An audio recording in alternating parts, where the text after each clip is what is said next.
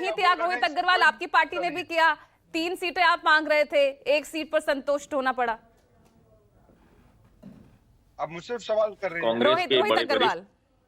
हाँ जी पूजा जी, कल कांग्रेस के एक बहुत वरिष्ठ नेता मेरे साथ थे। वो बड़ा शेर व शायरी में जवाब देते हैं। तो मैंने कहा भाई आप समाजवादी पार्टी ने तो आपके साथ ठीक नहीं किया भाई, आपको उत्तर प्रदेश में शून्य पे लाके खड़ा कर दिया। तो उन्होंने एक शेर सुनाया मुझे, मैं आपको सुना देता हूँ वो शेर। वो जहर देता तो सबकी निगाह में आ जाता, सो ये किया कि मुझे वक्त पे दवा ना दी।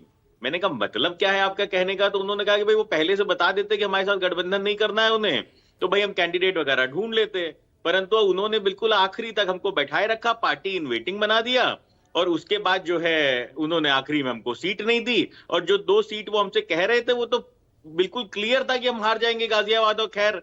वो समाजवादी पार्टी खुद ही अपने लेकिन खैर तो आपका गढ़ है, आप पर भी तो विश्वास नहीं जताया भाजपा ने। नहीं, मैं एक मिनट देखिए पूजा जी, पूरी बात होने दीजिए, तभी तो दर्शकों को बात समझ में आएगी ना।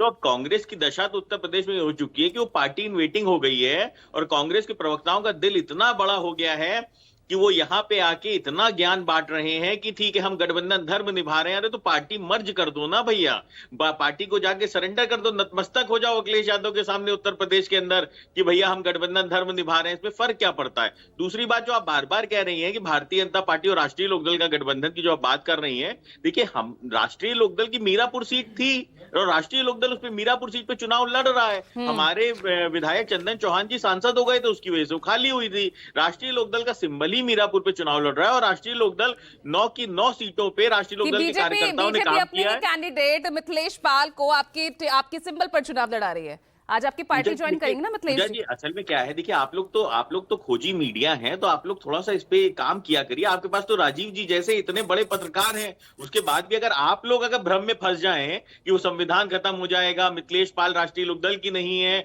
तो मुझे लगता है कि फिर कहीं ना कहीं जनता के पास ऐसा नहीं है, ऐसा नहीं है। मिथिलेश पाल कौन है, उनका इतिहास जाके देखिए। वो राष्ट्रीय लोकदल की ही कार्यकर्ता है और राष्ट्रीय लोकदल से ही विधायक रही थी 2009 में।